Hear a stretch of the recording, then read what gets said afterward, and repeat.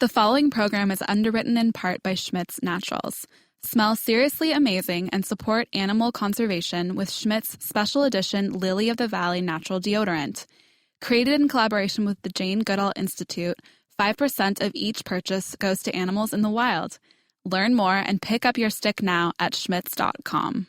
The following program is also underwritten in part by... My dog Annie recently broke her leg. Thankfully, she's protected by Embrace Pet Insurance. Embrace offers one simple plan for unexpected accidents and illnesses. To learn more, visit embracepetinsurance.com. Policies underwritten by a licensed insurer of American Modern Insurance Group. Coverage subject to policy terms and conditions. Celebrating the connection with our pets. This is Animal Radio, featuring veterinarian Dr. Debbie White, groomer Joey Villani, news director Lori Brooks. And now, from the Red Barn Studios, here are your hosts, Hal Abrams and Judy Francis. And thank you so much, big guy. You might want to try a certs, by the way. Coming up on today's show, if you've ever lost your pet, ever, and let's face it, I have. Anybody else in the studio? You've never lost a pet? I've never lost a pet. Really? Yes, and I've had pets all my life. Lori, have you ever lost a pet? I have. I've had them dig out underneath the fence. Okay. Yep. Okay. Escape. Dr. Debbie? Oh, wait, and I had a separation anxiety chow who jumped through a window. Okay, so two lost pets. Wow. Yeah. Well, you make up for me because I've never had to go through that. Really? I've been very fortunate, but okay. Well, I don't have as many animals as Lori either. Sure. And just because it's never happened to you doesn't mean it isn't going to happen to you. So true. We're going to talk to a lady today. This is her first interview on radio. In fact, I think this is her first interview altogether. Is that correct, Judy? It is. She's she's coming out publicly. And the reason being is she finds lost and stolen pets. And apparently the theft rings don't like her very much. And so she feared a little bit for her life and her animals, and she really didn't want to become a public figure. She has told us that she will do her first radio interview with us today, and that's in just a few minutes right here. We should be very honored. What she's doing, she has a business that helps you find animals, and she uses social media resources like Facebook and Craigslist and all these resources to help find your pet if they're lost or stolen. So stick around for that in just a few minutes right here on Animal Radio. And we'll also go to the phones, 1-866-405-8405 for your calls. Go ahead and call now. Judy will get you queued up. At the bottom of the hour, we do a news check with Miss Lori Brooks. What's up this hour? I found some fascinating new research about cats. And I suppose it will absolutely shatter what has always been mine, and I think it's your belief, Hal, that cats always go to the one in the room who doesn't like cats. Yep. Yeah, they've done some research. Cats aren't as aloof as you think. We'll tell you all about it. Okay, before we get things started here, I see that the Hill's canned food, dog food, their recall has been expanded. Yes. Again. Due to vitamin D. Yeah, there's 44 varieties of canned dog foods manufactured by Hill's. And now, correct me if I'm wrong, but isn't Hill's exclusively found or mostly found by prescription at veterinarians? No, actually, there's two different kind of families of that. So there's the prescription line of food that is sold exclusively through veterinary offices, or in some of the different online pharmacies.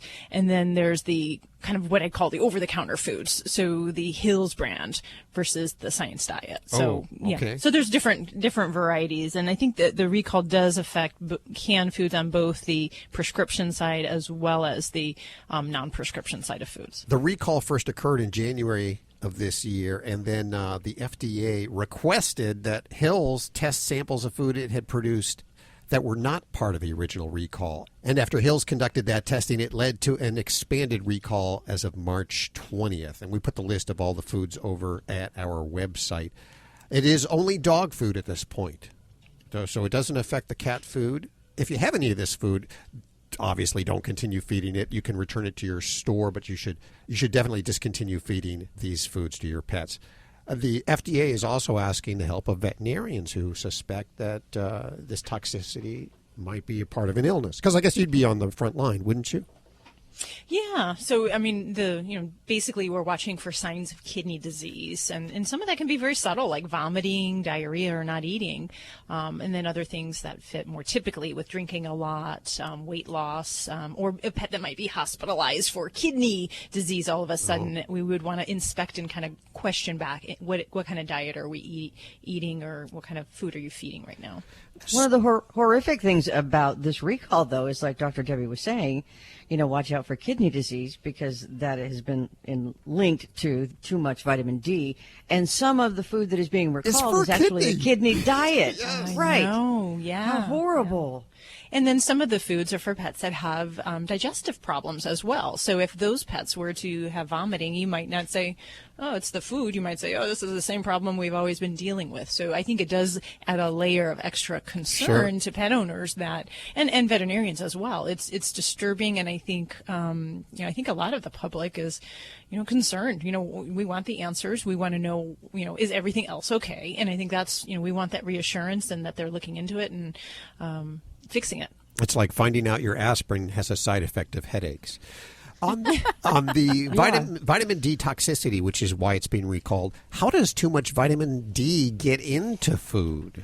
With food, there are different minerals and vitamins that are supplemented to any kind of diet ration for pets. So if that dietary ration, if that, say, it's like a premix, a vitamin premix that may be used across the board in different diets. So, and this is how some of these other brands that foods that have crossed different brands in the past, how that can affect different companies, is because if everyone's using the same premix or the same source for that premix, then they can have their own foods affected by it. So that's really where where I understand the problem lies, was within the vitamin premix. I guess this whole thing's pissed off some vets too, huh?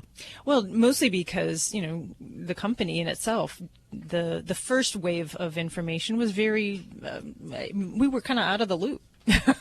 Self-protective of the company. Yeah, I mean, like I didn't get any emergency faxes, emails, or anything as a business owner. This second release, they did release direct to the veterinarian, but it was kind of like, oh, we got to watch the news or turn on some of the social media things to get the information. So that's what we expected more, I think, for that. Okay. If you want to talk to Dr. Debbie right now, toll free 1-866-405-8405. Hi, who's this? Hello, this is Richard. Hey, Richard, how are you doing today? Hey, great.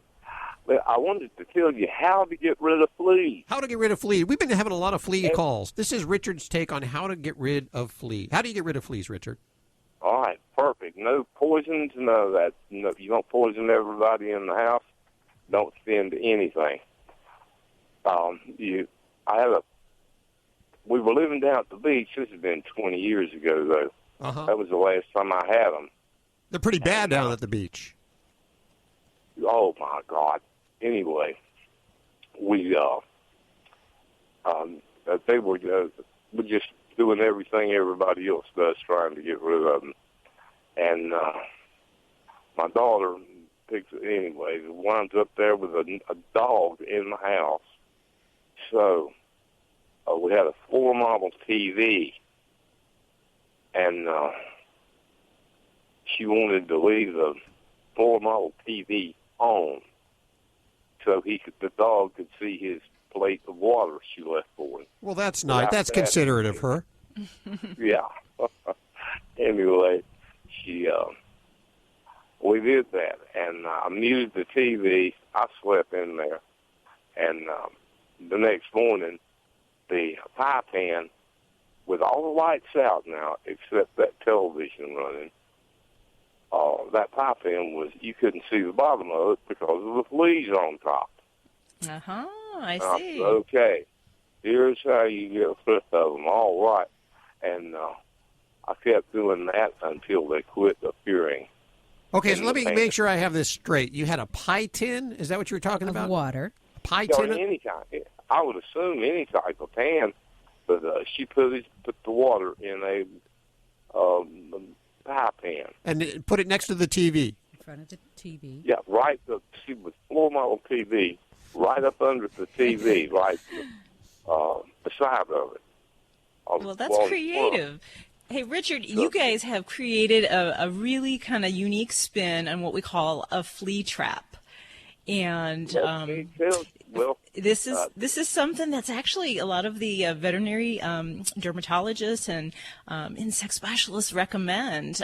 They don't necessarily incorporate the TV, which is kind of a cool little spin you've done, but using a low pie pan, which is a low threshold, so we know the fleas can kind of get in there easily, and a direct light source shining into that site, which attracts the fleas to the area. Is it the light or is it the heat that attracts? Or is it both?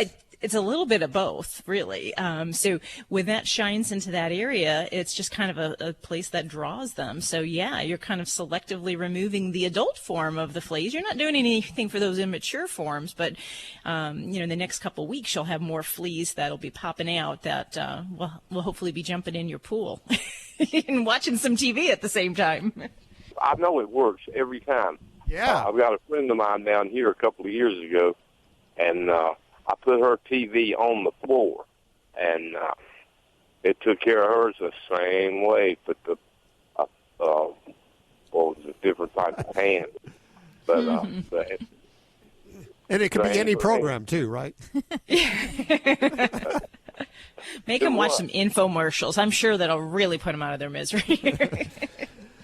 Well, all the lights out in the house except that TV, and I had it on mute, leave it all night.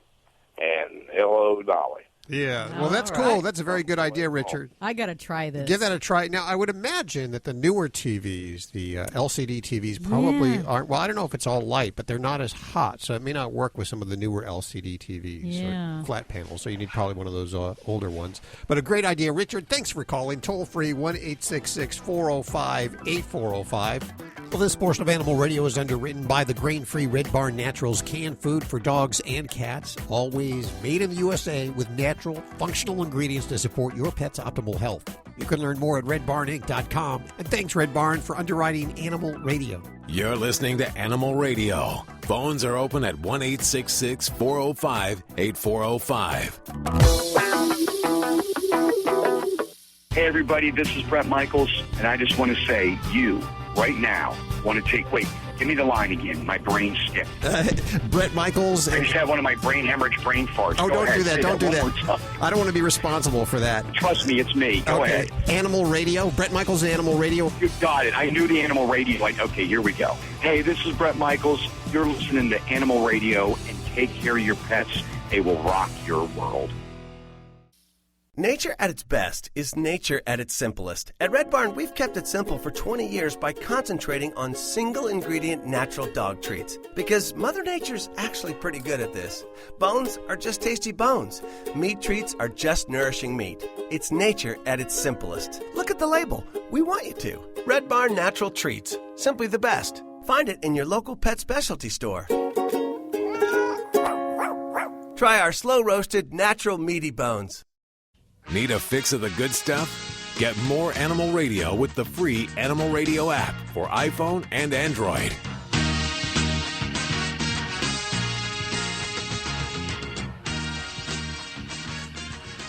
You are quite the multitasker, Judy. She is taking care of all these phone lines ringing. How do you deal with them? And I didn't even see you take any notes there. You know who's on each line. I've been doing it for years. In fact, I started out as a secretary many, many years ago, and we didn't have all this technology, so you kind of had to remember things. Remember those things, huh? Yes, so I'm very good at it. She is very smart and also has a very good memory and never, ever play trivia with Judy. Yeah, she doesn't. We've learned that lesson, haven't we? Yeah. I was so cocky. I was like, I'm so good at trivia, and then I fell on my face. Bad. Me too. Yeah. So which one are we going to? We're going to go to line 2. Okay, in just a couple of seconds here, line 2. Hang on. Judy has designated you as next here at Animal Radio. Lori, what are you working on for news? You know how pet food stores always say, pets are welcome, bring your pets in. So one couple's like, hey, we have a really big pet. Let's see if we can get away with this. This is probably the biggest pet that's ever been in a big pet store. Big story. Yeah. I think it's another thing from Happy Hour. I think these people decided, hey, let's do this. And we'll find out what it is in just a couple of minutes. I don't want to give it away because I will. And line 2. Hi, Stephanie. Hi, how are you? Good. Where are you calling from? I'm calling from Santa Ana, California. How can we help you today? I'm going to be getting a Pekingese puppy, and I was just wondering, what type of food would you feed it? Because I haven't raised one of those type of dogs before. Okay. What's your experience been in dogs? I've had poodles, and I've had an Afghan, and I've had a Samoyed dog years ago. All right. Well, the good thing and the good news is they're very similar with some minor changes for small dogs. Some of the special concerns we might have for small dogs are going to be on the size of the kibble and are going to be concerns with hypoglycemia. And size of the kibble basically being that a lot of times for the smaller breeds of dogs, we will go to the small bite variety of foods. Just a little easier for their little mouths to deal with and not as large to worry about so much of a choking hazard. The other thing is I mentioned hypoglycemia, and this is more for small breeds or even so much the toy breeds, the really mini breeds. When they're young, we get concerned that if they are not eating on a regular timeline, that they can actually have a very serious drop in their blood sugar. And it's not always caused by something that you're doing wrong. It just can happen in some of these dogs. So for small breeds of dogs, and I'd include a Pekingese mix into that, would be to make sure that we are feeding at least 3 times a day. And any change in appetite, anything digestively, we take that very seriously in these little ones because we just can't let them run that risk of getting hypoglycemic. And then, do you know how old the pup is? It was just born like about a month ago. Okay, fabulous. So we're going to have a youngin' then. And a lot of times as you're starting off with the new puppy, you know, if they're 6 weeks, 7, 8 weeks of age, a lot of times I'll even moisten their food or give canned food. I'm not a huge canned food fan as a long-term thing, but sometimes for pups, just as we're transitioning them and getting them comfortable into a dog food, we'll do that. My preference is to take a kibble and moisten it with warm water because then I feel like you're not really even going into that canned food, and hopefully you won't have that fussy, picky dog that says, I'm not going to take dry food now. I only want that smelly canned food stuff, which costs more, Mom. So I just try to avoid it if I can. As far as brands for food, my recommendations are to find what your dog likes, stick with major brands, and those that have good, solid nutritional histories. So what did you feed your previous pets? It's been so long ago that I had those. It was like when I was real young. And I don't remember. I remember feeding the little Gaines burgers. Oh, that's what we fed my dog when I was a kid, and I've learned better since then. The semi-moist foods, if we can stick to more of a dry food, you'll have more consistent dietary health. So I generally, there's a lot of brands that I'm fans of.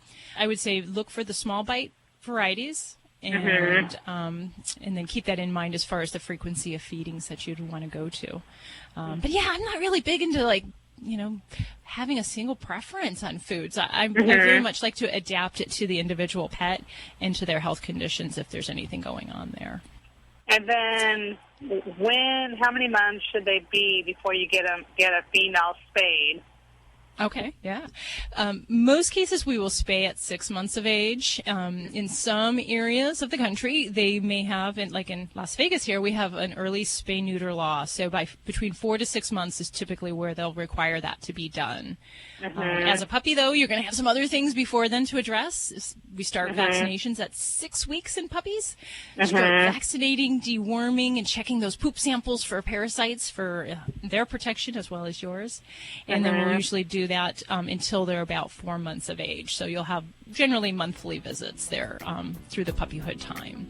So a lot of good stuff to cover and go over. And I know. Yeah. And all the puppy training and the potty training. Oh my goodness, we could just talk for hours here, couldn't we? I know. Stephanie, I have some food samples for you to try. We'll send out your way. If you hold on for a second, and we'll get your information. Thanks for your call. Well, this portion of Animal Radio is underwritten by Kensington Books, inspired by true stories of cats who have been caught stealing from humans. It's The Secret Life of Mac by Melinda Metz. It's a hilarious, heartwarming novel about an adorable klepto kitty with a passion for thievery and a sideline in helping the humans in his life find the love they deserve. The Secret Life of Mac by Melinda Metz is available everywhere books are sold, and you can learn more at kensingtonbooks.com. Thanks, Kensington, for underwriting Animal Radio.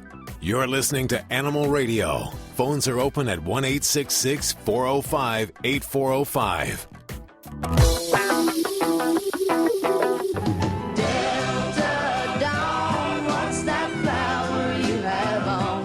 Hi, this is Tanya Tucker on Animal Radio.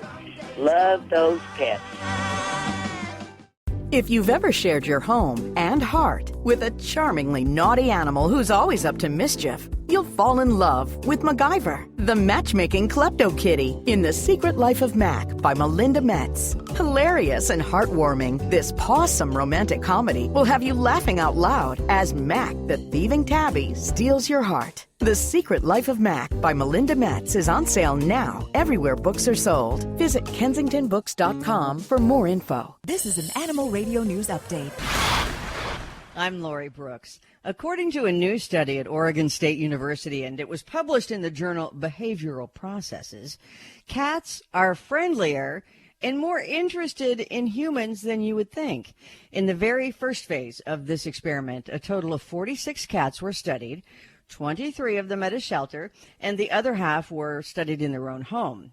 A stranger sat in the middle of the room for this study and ignored the cat for 2 minutes before spending the next 2 showering them with all kinds of great attention. The second experiment followed the exact same protocol, though with their guardians paying them the attention and not the strangers.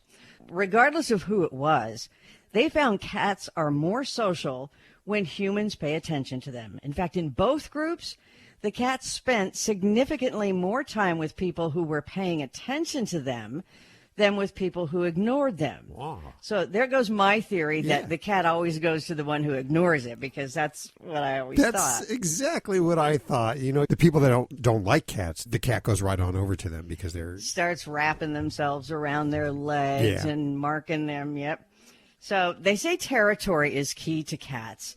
Anyone who has a cat, you know, cats generally prefer to be at home with a stranger than be with their owner in a foreign place, right? Territory for dogs, though, much less important. Dogs prefer to be around their owner more than anything, wherever they are.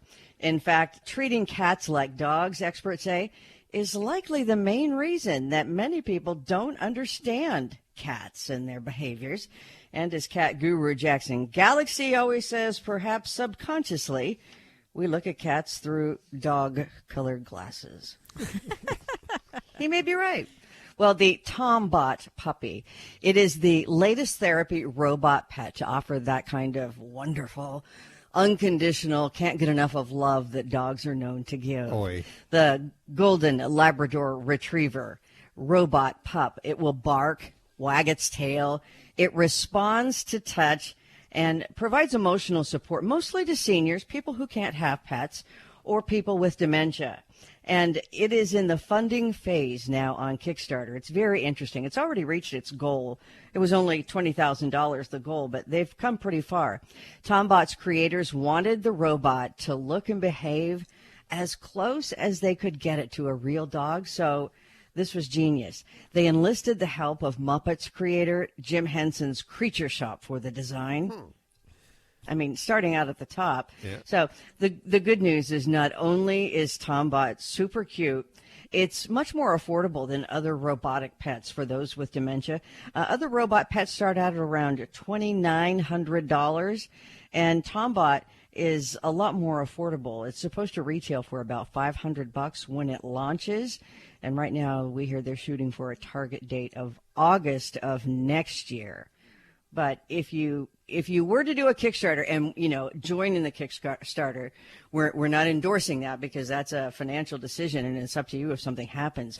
But their Kickstarter offer is $299, so say $300, which is phenomenal. And then that gets you one of these things? Yes. Yeah.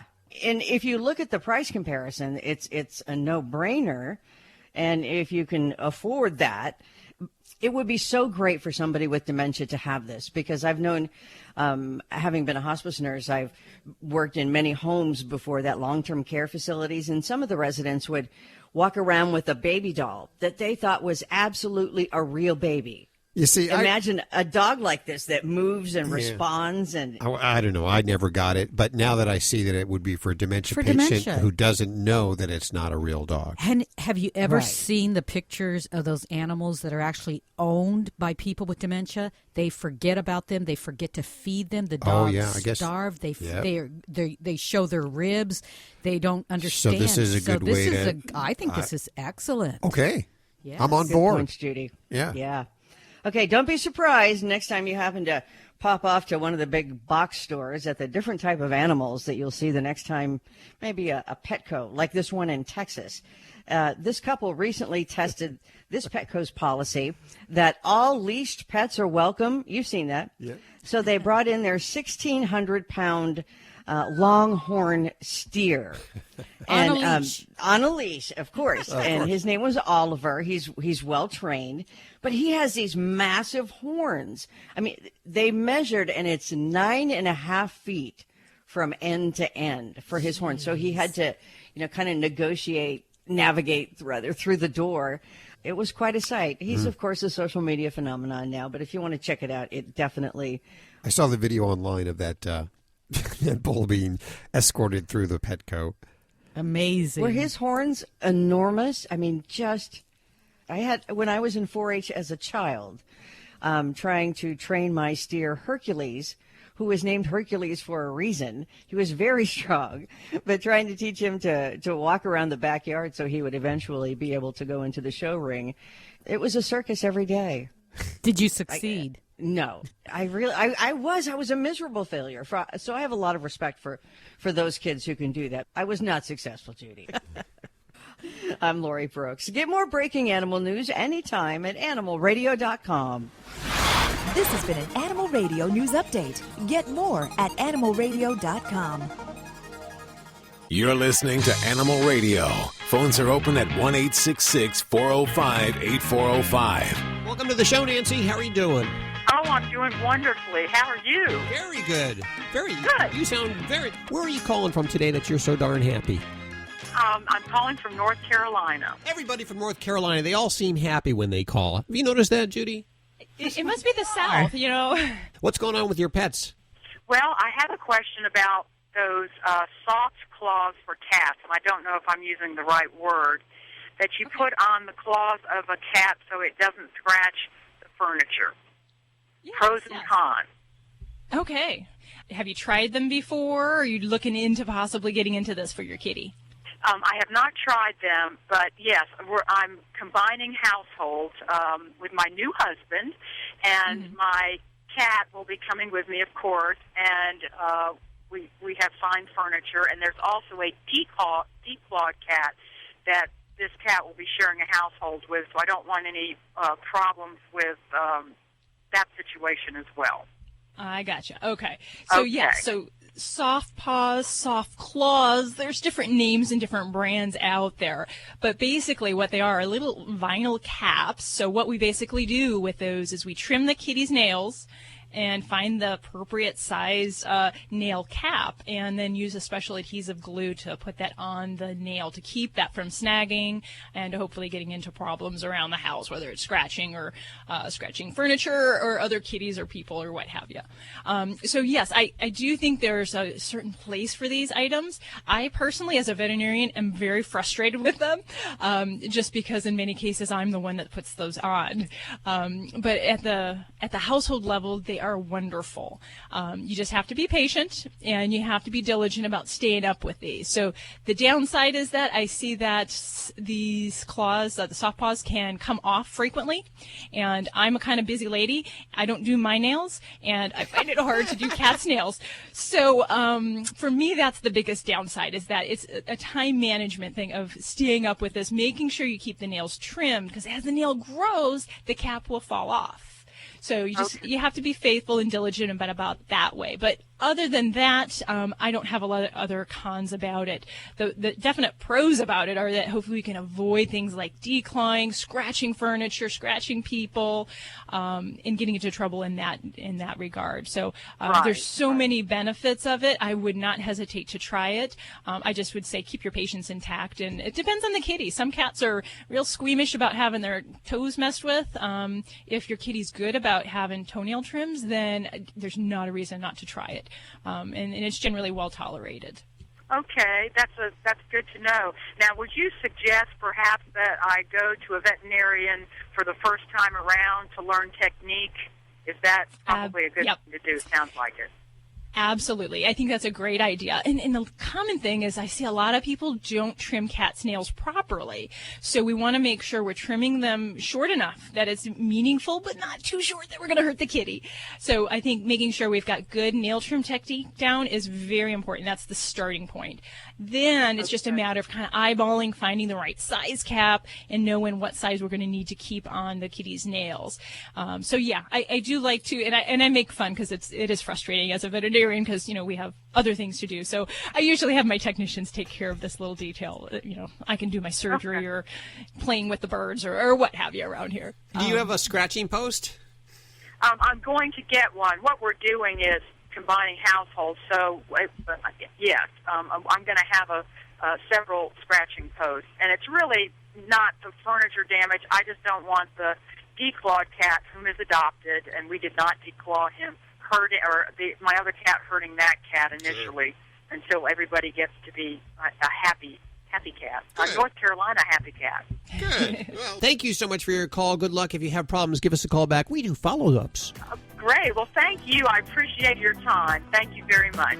Well, this portion of Animal Radio was underwritten by Schmidt's Naturals. Smells seriously amazing and support animal conservation with Schmidt's Special Edition Lily of the Valley Natural Deodorant. It was created in collaboration with the Jane Goodall Institute, and 5% of each purchase supports animals in the wild. It's at Whole Foods Markets and Schmitz.com. And thanks, Schmidt's, for underwriting Animal Radio. Do you travel with your dog? Of course. My pets are part of our family. Me too. I take Daisy with me everywhere. Right, Daisy? So how do you find out what hotels welcome your dog? I read Fido Friendly, the travel and lifestyle magazine for you and your dog. Sounds perfect for planning our next vacation. Right, Daisy? It is. Their motto is leave no dog behind, and they have great hotel and destination reviews. Where can I find the magazine? Go online to FidoFriendly.com. I will for sure. Come on, Daisy. We're off to find our next adventure. Check out Animal Radio highlights. All the good stuff without the blah, blah, blah. Browse on over to animalradio.pet. This portion of Animal Radio was underwritten by Kensington Books. Cozy up with your furry friend and a great read. Like Something Worth Saving by Sandy Ward, it's a wonderfully touching and surprisingly funny story of a fiercely loyal cat named Lily and the unbreakable bond she shares with her human. Clever and observant, Lily knows that you don't have to be the biggest or the strongest to fight for the ones you love. You can find Something Worth Saving everywhere books are sold, and learn more at sandywardbooks.com. Thanks, Kensington, for underwriting Animal Radio. Are we going to Steve? Yes. Hey, Steve. How you doing? Good. How are you doing? Oh, pretty good. You're on with Dr. Debbie. Well, I got a question for you then, Dr. Debbie. All right, I'm ready for you. I got a 14-year-old Shepherd Husky. Wow. Yeah, that's what everybody says. That's very impressive for a larger breed dog. What are you doing? I definitely believe in spoiling them and taking good care of them. But the problem with him, other than he has a little stiffness in his hind legs, but he's on glucosamine for the past year, and he seems to be doing okay. But I started him on a K9 aspirin regimen also, once a day. Not a fan of that. Well, but go ahead.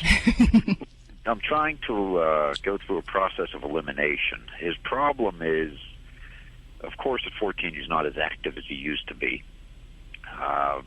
But just standing there, he will start panting, like he's out of breath, like he just got done running.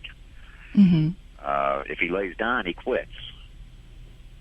So I didn't know if it was his hind legs hurting him that was causing him to pant, or the only thing else I could come up with was something like congestive heart failure or something like that. And is he doing any coughing or labored breathing, anything like that? Nope. Okay, he's eating good, all that stuff, huh? Oh, yeah, he eats like a pig. Okay. And when he lies down and gets up, does he pop right up, would you say, on a with a 1 to 2 second delay, or is it something that takes him a little bit of time? If he knows he has to move, he can get up very quickly. I've already let him outside a couple weeks ago, and he took off like a 2-year-old puppy after a deer. So he can still move.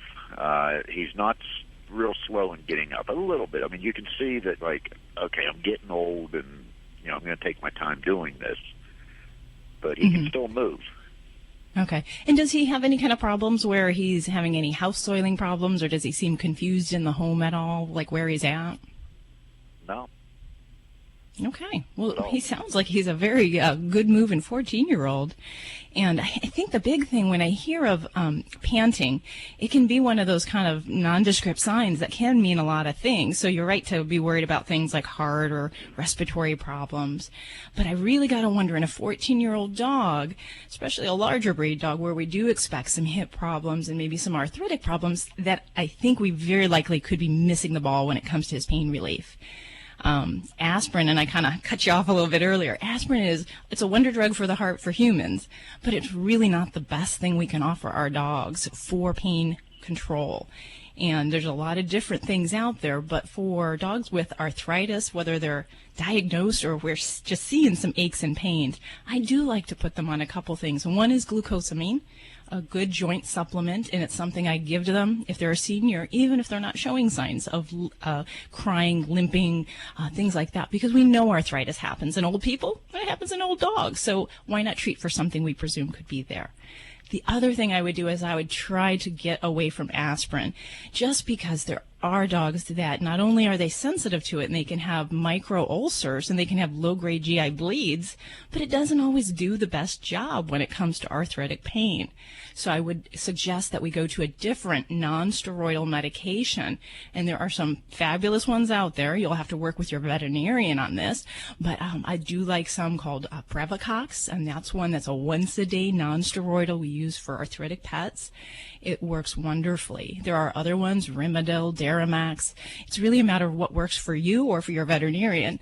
But I would suggest to try to get him on something like that. Give it a try for a couple weeks and see if we see a difference in some of his comfort.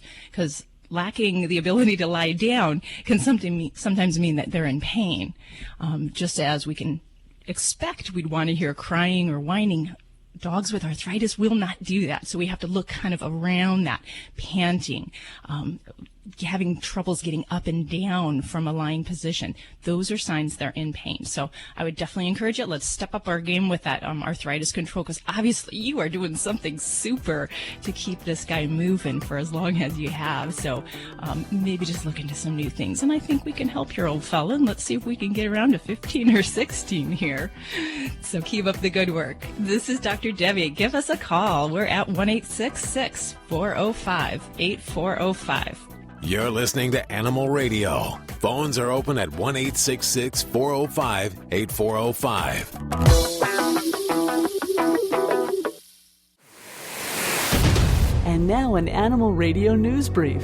A New Jersey man's out a couple $100 after pleading guilty to feeding a few cats. According to the Burlington County Times, Harry Heck was accused of leaving cat food on private properties belonging to local city officials to attract some of the feral cats that he and other Burlington residents called a public nuisance. Heck says he was trying to show the officials what the neighborhood is going through, but a judge called Heck's actions disgraceful, and he was slapped with a $250 fine as well as some court fees. Well, you know how pets relieve stress. There's a new cafe in Paris. They're offering people a dose of stress relief with their coffee and croissants. It's called the Cat Cafe. They've got a dozen resident cats that provide what could be called purr therapy. The manager there says a cat's purring has been shown to help relieve arthritis, rheumatism, and lower blood pressure as well as heart rate. So many people showed up for their recent opening, about 300 people had to be turned away.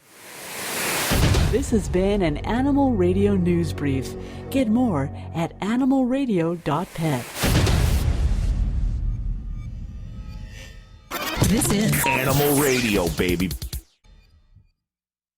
Something Worth Saving by Sandy Ward is a touching and funny exploration of family life as told by a highly perceptive and outspoken narrator named Lily, who happens to be a cat. Lily is a fiercely loyal friend to her human. So when things start happening in her family, she's ready to step up and prove that she may be tiny, but she's also mighty. Something Worth Saving will make you a believer in the deep connection between humans and their furry friends. Pick up a copy of Something Worth Saving today everywhere books are sold, and visit sandywardbooks.com for more info. Celebrating the connection with our pets. This is Animal Radio, featuring veterinarian Dr. Debbie White, groomer Joey Villani, news director Lori Brooks. And now, from the Red Barn Studios, here are your hosts, Hal Abrams and Judy Francis. Okay, we just turn the music down a little bit so that listeners can hear this. This is Diesel that you're listening to right now in the background. Diesel is a big-time snorer, and one of many bulldogs that Lori has. Lori rescues bulldogs. She has an affinity for the breed, don't you? Yeah, they kind of suck you in. Yeah. They're they're just. I'm a sucker for any needy dog or medically needy dog, any hospice dog, any senior dog. How can you refuse? It really can't. And what a cute little face Diesel has too. I mean, just look at that little as he's sleeping. Just doesn't know he's snoring away like he doesn't know he's making national radio news right now. Can we roll him That's over? My boy. So grab your pets, bring them around the radio, even the snoring ones. We'd love to talk to you. The number is 1-866-405-8405. And Dr. Debbie is here to answer your vet medical questions, and Joey Villani with your grooming questions. And we'll go to the phones in just a couple of seconds. Before the end of the show today, we're going to talk to Kelly Matthews, and she has founded a company called Critter Cops, and she finds lost and stolen pets. Big deal. It is a big deal. I'm telling you. How did you get an interview with her? Yeah, I know. Here's the deal, is she didn't want to do an interview. She usually doesn't do interviews. In fact, I think this is her first one, Judy? Yes, it is. It's her first interview because she fears for her life and her pets' lives. Apparently, she's broken up several pet theft rings. You don't want to mess with the people that run these pet theft rings. I'll tell you that right now. No, they're bad guys. They are bad people. But she decided that she will do her first interview with us today in just a few minutes right here on Animal Radio. Lori, what are you working on in the newsroom? Well, there's 193 different breeds of dogs. Well, that's according to the AKC, the American Kennel Club. And I love lists. And they are out now with last year's list of the most popular dog breeds in America. And I'm going to share it with you. Uh-huh. Are there any changes to the list? Are you surprised? There's no change in the number one. Okay. Number one remains the same for the last 28 years, but I can give you the rest of the list. I'll give you the whole top 10. Okay, that's in just a few minutes right here on Animal Radio. Let's go to the phones. Hi, Tom. How are you doing? I'm just doing wonderful here today in Dunnigan, California, headed north to the Seattle area in my semi. That must be Northern California, yes? Yes, it is, north of Sacramento. Okay. What's going on? You travel with your dog? I do. I do a lot of Western traveling, and I was just in the back of my mind, she loves to run out and little German Shepherd and chase rabbits and just range around and meet people. But I was worried about rattlesnakes, and in some remote areas, if she was ever bitten, what would I do? Is there anything I can carry with me other than a snake bite kit, or is there anti-venom? Yeah, good questions there, Tom. And, I come from the heart of the snake world, too, in Las Vegas. So, it's a very real concern, especially if you've got an investigational little dog there who chases critters. So, the big thing is that with snake bites, every snake bite is a medical emergency. And I never, ever recommend a pet owner to treat this on their own. The most important thing is to get to the vet as soon as you can. Snake bite kits really aren't going to be very useful because some of the old wives' tales that we've been taught through the years are completely wrong, and we don't want to do those things. So you don't want to cut a snake bite, suck the venom out. You don't want to put a tourniquet on or even ice packs. That can make the effects of the venom much more severe in the area where the pet's bitten. So the best strategies that I recommend if a pet is bitten is basically keep them calm and we try to make sure that the area that's has the bite is lower than the level of the heart. So we just don't want to hurry that venom through the rest of the body.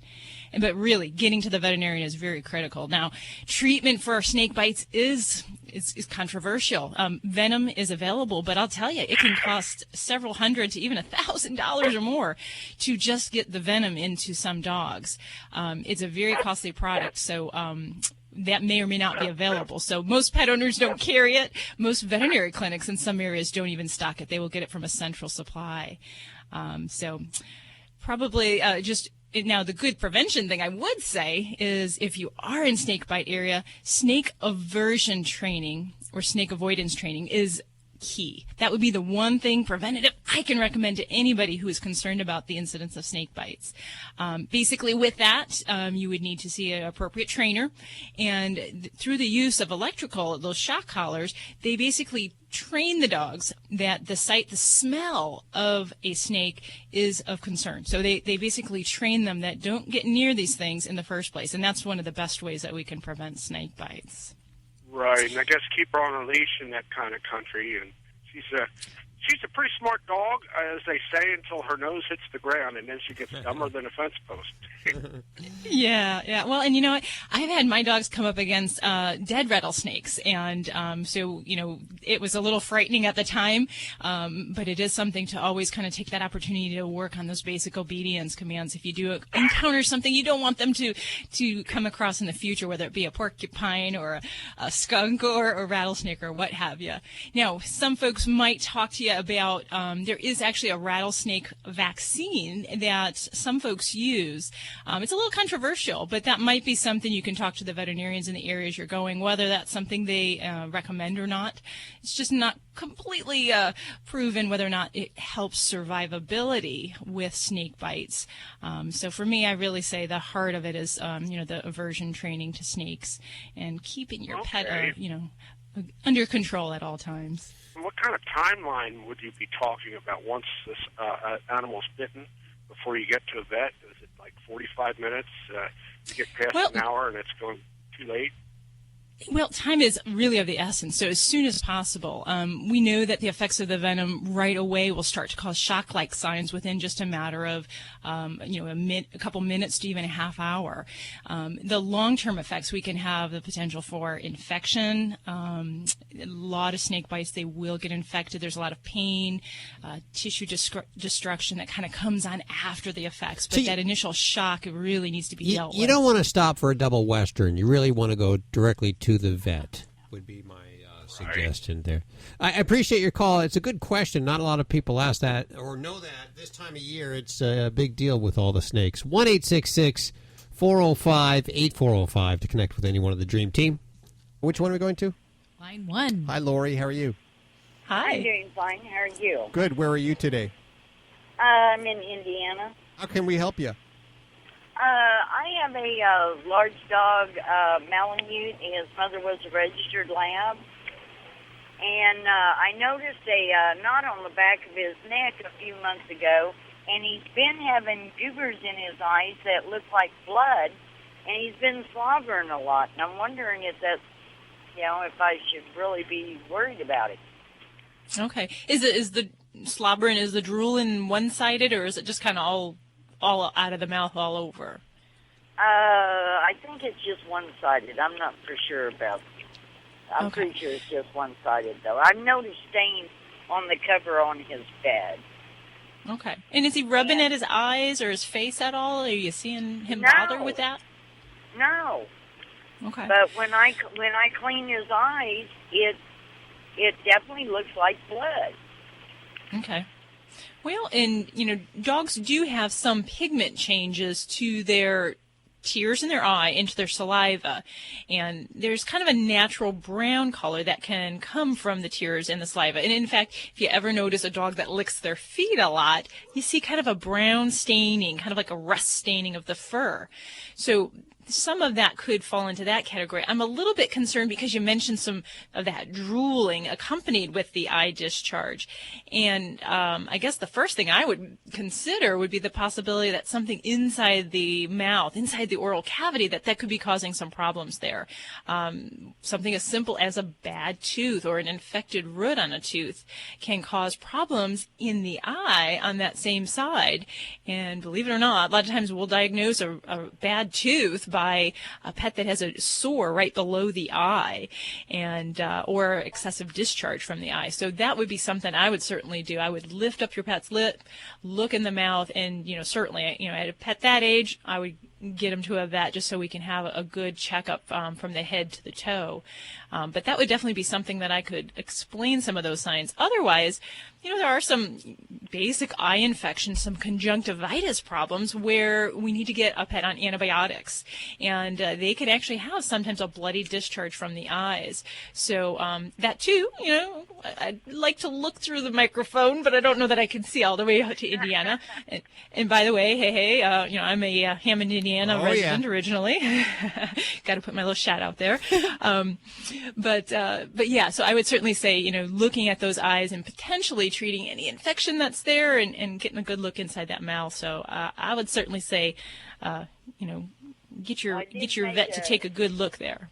Yeah, I did make an appointment at the vet. I took him by there yesterday, but the vet was going to be out until Monday. And yeah, what is that? Why are all the vets in Las Vegas working today? They didn't tell me where he was, so I don't know. He may be in Vegas. Hey. You'll never know, because what happens in Vegas stays in Vegas. Thank you so much for your call today. 1-866-405-8405.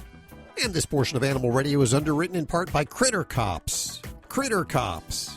There's a new way to find lost pets, and it's becoming very popular all over the USA. It's Critter Cops. You'll get huge media blasts of thousands of people about your lost pet. They also offer specialized services for stolen pets. Try the new way to find a lost pet and increase your chances of a reunion. Visit crittercops.net. And thanks, Critter Cops, for underwriting Animal Radio. You're listening to Animal Radio. Phones are open at 1-866-405-8405. Hey folks, this is Jackson Galaxy. You're listening to Animal Radio. Please do everyone a favor, spay or neuter your animals today. People say less is more. At Red Barn, we think less is better. It's what you won't find that sets our natural premium pet food apart. No byproducts, no corn or soy, no fillers. Just the natural ingredients your pets need to live the healthy life they deserve. Look at the label. We want you to. Red Barn Naturals Pet Food. Simply the best. Find it in your local pet specialty store. Red Barn canned food for cats and dogs is grain and gluten-free. Need a fix of the good stuff? Get more Animal Radio with the free Animal Radio app for iPhone and Android.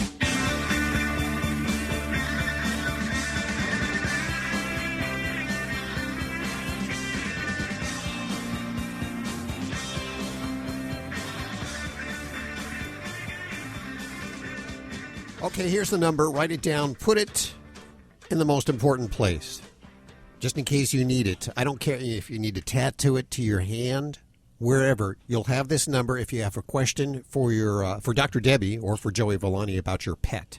And we all eventually have questions about our pet. And we'll go to those phones in just a couple of seconds here at Animal Radio. We'll be talking in a few minutes about how much we spend on our food collectively as pet lovers. Pet consumers. It's one of the biggest growing sectors in the pet industry or the pet I'm not segment. surprised, yeah. These companies, they try to spin it and make the latest marketing that, if it's either grain-free or gluten-free. Now the big trend is vegan. Vegan foods for your pets. For dogs, cats need meat, right? Yeah, absolutely. So cats have no business going vegan. Yeah. So I'm going to convert them back to being a carnivore. So there was a study done to find out, and they polled both vegans, vegetarians, and because there is a difference between the two, and those of us that eat whatever we want often. And they found out that actually there's a good percentage of those that feed their cats vegan diets.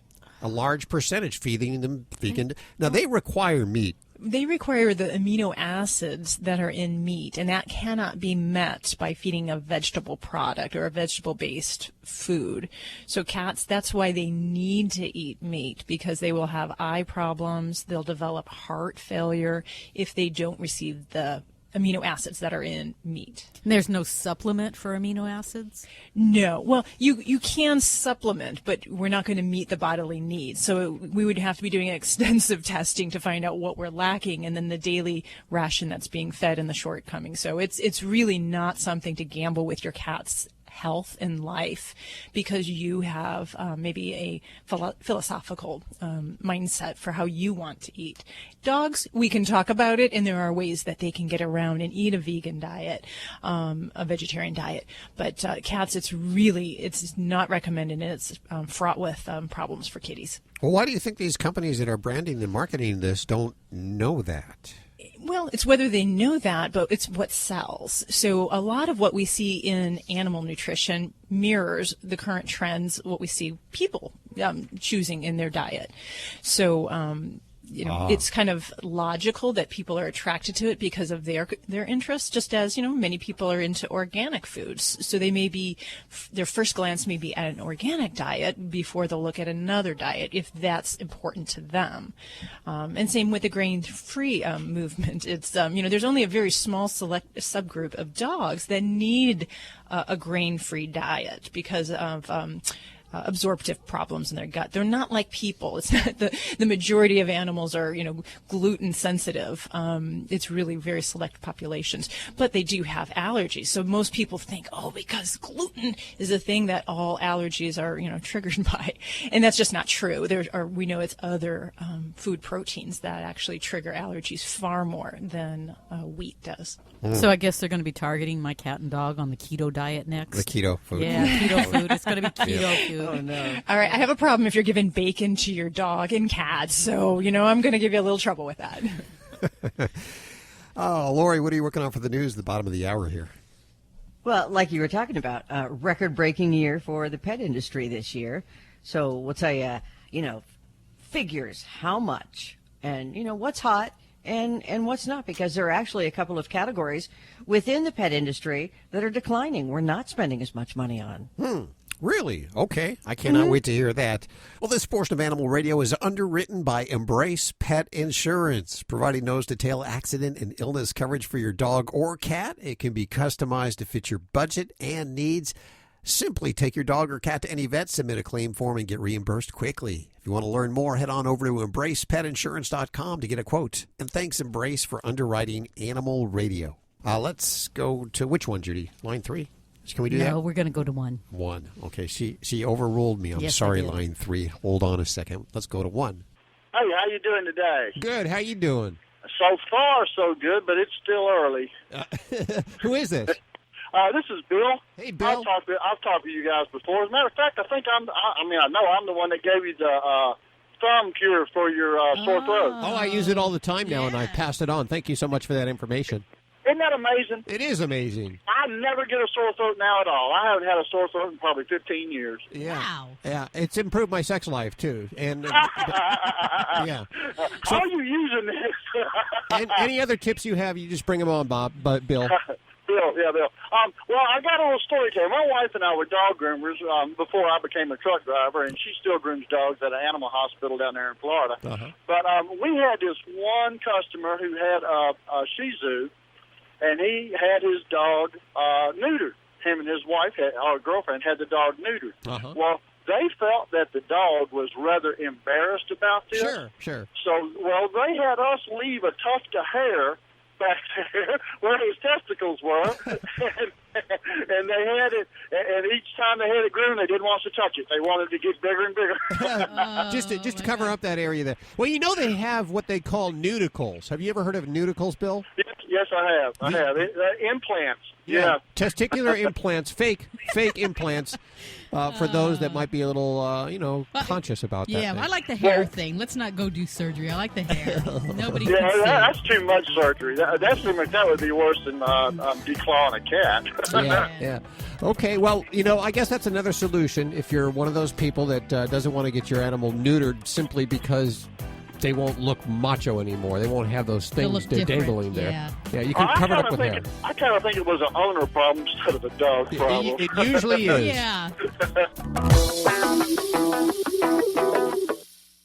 Here is today's top automotive news story. I'm Nick Miles. The Cadillac CT5 sedan was revealed on social media this month and bucks the SUV trend. Cadillac is committed to sedans despite the growing consumer preference for SUVs and pickups. Cadillac is bringing 2 new sedans to market. The CT5 just revealed will be followed by the CT4 later this year and will land in Cadillac showrooms in 2020. The CT5 will make its public debut at the New York International Auto Show in April. To see the latest reveals, go to ourautoexpert.com. Our Auto Expert is brought to you by O'Reilly Auto Parts. Think O'Reilly Auto Parts for all your car care needs. Get guaranteed low prices and excellent customer service at O'Reilly Auto Parts. Better parts, better prices, every day. This is an Animal Radio News Update.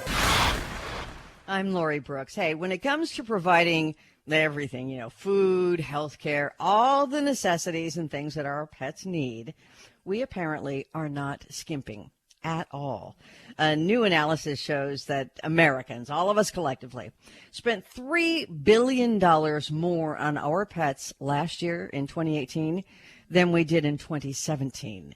The American Pet Products Association does this annual report every year, and this year's, for last year, shows that pet lovers in the U.S. spent $72.5 billion on their pets, and that's up 4% from the year before. So if you're an investor, it's better than the year before, right? Mm-hmm. Up 4%, not a bad return. That's a lot of money. That is a lot of money. Yeah, it is. It's a lot of money. That's it's a lot. Huge industry, and it keeps growing. I bet you're not going to be surprised, though, that the food category easily tops the list of expenses. That's what we spend the most on when it comes to our pets. In fact, it was more than $30 billion on all kinds of food, from kibble to specialty foods.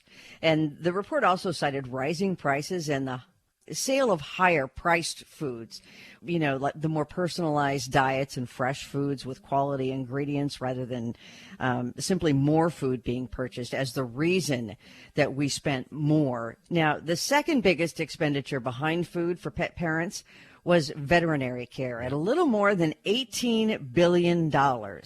Now, that's a bigger increase, about 6% over 2017. So according to this report, it's not the cost of health care, this is interesting, that accounts for the increase overall. So not when we go to the vet, our bills are bigger. What they're saying is that the overall cost of pet health care has dropped, which makes it more accessible to everybody, and so more people can afford to take their animal to the vet. Okay. Interesting. Yeah. So the only 2 categories also that showed a decline in expenditures were purchased pets and so-called other services. Now, that includes grooming, boarding, walking, training, pet sitting, and all of that. They say millennials are more likely to adopt, and in fact, they are 3 times more likely to shop at independent pet stores than to walk into a big store like Petco or PetSmart. And that baby boomers and Gen Xers, they are more prone to go to a breeder to get a dog. So, Okay, drum roll maybe. Of the more than 193 dog breeds recognized by the AKC, the most popular breed of dog in the United States is, for the 28th year in a row, Jeez. The Labrador Retriever. Yeah. 28 years. Isn't so like after the top 10 list? Isn't like 9 of them the same as last year, and maybe even the year before? No, I think it was said that Rottweilers moved up into the top 10 this year. Okay. And they were kind of surprised by that because they're a working breed and That was kind of unusual. But after labs on the list, the top 5 breeds nationwide are German Shepherds, Golden Retrievers, French Bulldogs, and then English Bulldogs. And then rounding out the top 10 at number 6, Beagles, then Poodles, Rottweilers, German Short-Haired Pointers, and at number 10, Yorkshire Terriers. And the least popular, and that's probably the wrong way to say it. They also said rare, but I didn't want to, say it's a rare dog and then people run out and buy one. But those with the least amount of AKC registrations right now is a new dog that was only recognized about 3 years ago, the Slugy. The Slugy. And that sounds like dessert, like an Italian restaurant. Just like I'll have the tiramisu and the Slugy. Yes, exactly. Yeah. I'm Lori Brooks. Wait. I just want to point out that this is the AKC's list. And really, wouldn't the most popular breed be a mutt, which is not really a breed? But, I mean, if you really did got down to counting how many there were, would it be the mutt that you would find? I believe you're absolutely correct, Hal. And I was, in fact, shocked when I read this, is that they only registered 588,000 some odd dogs in 2018. And they say that registrations are going up every year, but I thought that didn't seem like a lot. I mean, I expected millions. Sure, yeah. I don't know how accurate that is. That's the AKC's take on breed popularity. Right. Yeah. Right. Okay. Absolutely. I'm Lori Brooks. Get more breaking animal news anytime. It's always available at animalradio.com. This has been an Animal Radio News Update. Get more at animalradio.com. Live at the Red Barn Studios, you're listening to Animal Radio. Here's Hal and Judy.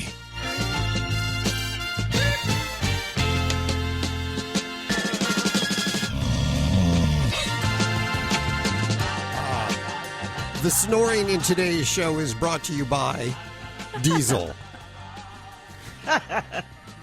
Sorry, I can't help it. Oh, what a doll cake, Diesel. You have to deal with snoring all the time, don't you? Yeah. It's a fixture with bulldogs. Yeah. Constant. If they're sleeping. How many bulldogs do you have at home now? 2 right now. I think changes. We have a foster. Yeah, another foster coming in a couple weeks. So you could have had that Ferrari, right? Instead of dogs? It's not as bad as horses, but yes. In my house, if you look around, somebody was saying about how much dog stuff they have. And I've thought that for many years is like every cupboard. And when we moved the last time, I said, okay, this cupboard is for dog stuff. This closet is, and everything, really, I would say about 70% of the house is dog stuff. We live in a doghouse. Yeah, you do. Yeah. That's okay. That's the way we roll here at Animal Radio, most of us. We have hair in our food all the time. In fact, if there's a meal that doesn't have hair in my food, then I complain now. No, you're I not feel eating. like I've been gypped. You're not eating here if there isn't. Okay, so our next guest, this is exciting.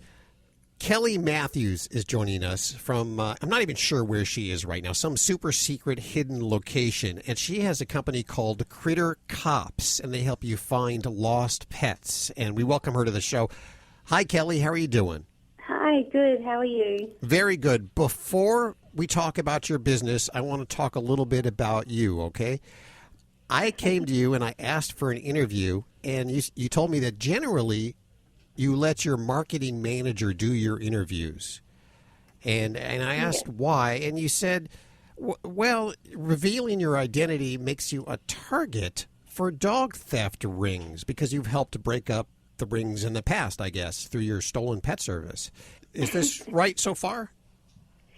Yeah. We occasionally do get threats, unfortunately, because it's a very, very big market. I don't think people realize there's big money in dog theft. We are trying our hardest to become huge advocates for breaking these theft rings up. And, yeah, obviously that's going to make us a little bit of a target. So I do tend to keep under the radar.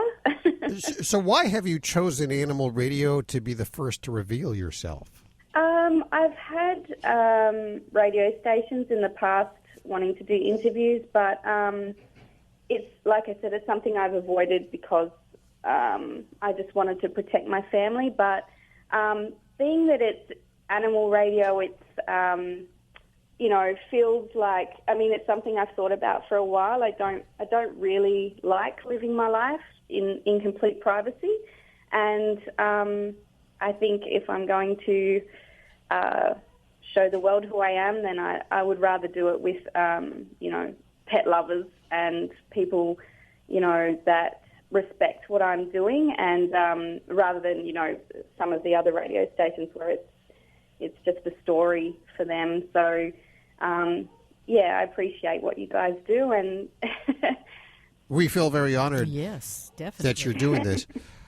So now your company is called Critter Cops, and you look for lost pets using, I think, social media and online resources. Is that correct? Yeah, we do. We have services for lost pets and for stolen pets. So the lost pet services are, mainly social media advertising, and also we have a team of 130 people that jump online and do a lot of online searches for people as well to try and find matches for their, for found listings for their dogs and cats. And then we've got our stolen pet service, which is a lot more involved. Well, now, I understand you have two services here. My dog goes missing. How do I know if it's lost or stolen? How do I know which service to look for at at Critter Cops? Yeah, we get that question a lot. Obviously, unless you actually witness the theft, it is sometimes hard to tell, but there are quite a few indicators. There are things that make your dog or cat more likely to be stolen. So, for example, if they're a purebred, they're going to have a high value. So that's always one indicator. If your dog is young, that also makes them, sometimes a better target. And also if they can still have puppies. Okay, we're going to take a quick break, and then I want to find out more. Judy has questions. We all have questions, so many questions. We are with Kelly Matthews. CritterCops.net is the website. CritterCops.net. She helps you find your lost or stolen pet, and we'll be right back. That's my dog, Annie. She's healthy now, but recently she broke her leg and I had to rush her to the vet. Thankfully, she's protected by Embrace Pet Insurance. They covered her surgery and reimbursed the claim quickly. Embrace offers one simple plan for unexpected accidents and illnesses that you can personalize to fit your budget. To learn more, visit EmbracePetInsurance.com to get a free quote. Policies underwritten by a licensed insurer of American Modern Insurance Group. Coverage subject to policy terms and conditions. Visit EmbracePetInsurance.com for coverage details. Hi, this is Ed Begley Jr. on Animal Radio. Live simply so that others may simply live. Check out Animal Radio highlights. All the good stuff without the blah, blah, blah. Browse on over to animalradio.pet.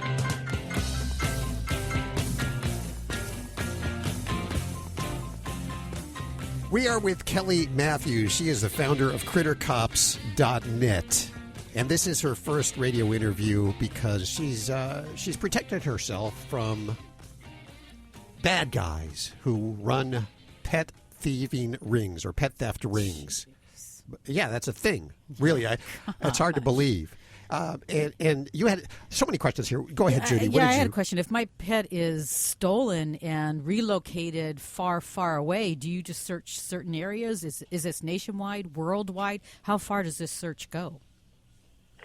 It's a nationwide search, so and it has to be. People, over 2 million animals are stolen every year, and people don't realise how big this is. So when your dog or cat or anything else, really, we've had horses, lots of different things. When they're stolen, it's really important to increase the radius of your search as much as you can, because it's very unlikely that they're going to still have the pet very close by. We do a nationwide search for, any animal remotely resembling your pet. Okay, so I go over to CritterCops.net, and I see you have a couple of options. Are these things that we want to do before our pet is lost or when our pet is lost? When they're lost. When they're lost? Yeah, yes. So the couple of options you see on the front, that's for lost pets. And then, we have the stolen pet option. Okay, so tell us about option one. What comes with option one? So option one is for lost pets. That's for it's a team of 130 people that you will send a photo and a description of your pet, and they will jump online and start searching for, because obviously, there's a lot of people that find pets and they post them on Facebook, they post them on USA, it's Craigslist, I think, places like that. And it can be incredibly difficult to try and search those every day, all day, and try and keep up with all of that, especially if you're, working and busy. So we have a team of people that jump online and do all those searches for you for 30 days. Okay. And so it makes sense to really collect a picture and a description right now so that if and when this time comes, we can submit those pictures directly to you. We don't have to go scouring for pictures when we're, busy checking the shelters and doing all of that other stuff when our pets. It's just like children. It right? is just like children. Yeah. You should always have a picture, current picture of your right. animal. I guess I do on my phones. Yeah, we have current pictures. We take them every day. Yeah, okay. So what's option number 2? Option 2 is the social media option. So that's where we do Facebook advertising. So we have a team that configures Facebook ads that will appear on people's private Facebook walls, and that will go within a 10-mile radius of the last known location of the lost pet. And it's a really important service because, a lot of people, unfortunately, even if they're driving around and they see a dog wandering around the street, and I hate to say this, but unfortunately not everyone is that interested. Not everyone is going to remember that dog and go home and search Facebook for hours trying to find the owner's details and say, hey, I've seen your dog today on the way to work. So what this does is it prompts them to remember. So, not everyone looks at those Facebook pages, but most people are on Facebook. So when they get home and they're just scrolling through their own news feed and they see the ad pop up for this dog, it prompts them to remember. And all they literally have to do is press a button to say, hey, yes, I've seen this dog today. So it's a great way to generate sightings. Do you use any kind of facial recognition to go through the hundreds of thousands of lost animals to find any kind of matches? It is something that they're doing in the UK at the moment, and we are looking into it. At the moment, it is why we have 130 people doing it, because it is a grueling task, but it's not something that our service does at the moment. It sounds like technology is definitely changing the horizon of finding lost pets. Yes, I think that's great. It is, and it's making it harder for thieves as well because, we try and make the dogs famous, basically, and it causes the thieves to panic, and a lot of the time they simply just release them. Are there any particular stories that come to mind? Yeah, well, we had a really funny one in Queensland here in Australia where it was actually a couple had both of their dogs stolen, and I would assume it was for fighting purposes, actually, because they were large, muscly dogs. And, they contacted us and we started doing some advertising, and we do a lot of things for Stolen Pet Services, quite involved, but it went quite viral, and obviously they panicked and they returned the dogs to the owner and literally gave it, they walked straight up to the door, handed the dogs back, and gave a hilarious story of that they had a pet sitting business and they just picked up the wrong dogs and they made a mistake. Whoops. Okay, it's crittercops.net. The website crittercops.net will put links to everything you've heard on today's show over at animalradio.pet. Kelly, thank you so much for coming on the show today. Thank you. Okay, it's time for us to get on. I guess I should whisper. It's time for us to get on out of here. I don't want to wait. Don't wait. Diesel. Let sleeping dogs lie. And those dogs that are awake in the studio will take you for a walk right now. Thanks for joining us today. If you need your fix during the week, visit us over at animalradio.pet or download the Animal Radio app for iPhone, Android, and BlackBerry. Be very, very quiet. We'll see you next week. Bye-bye. Bye. This is Animal Radio Network.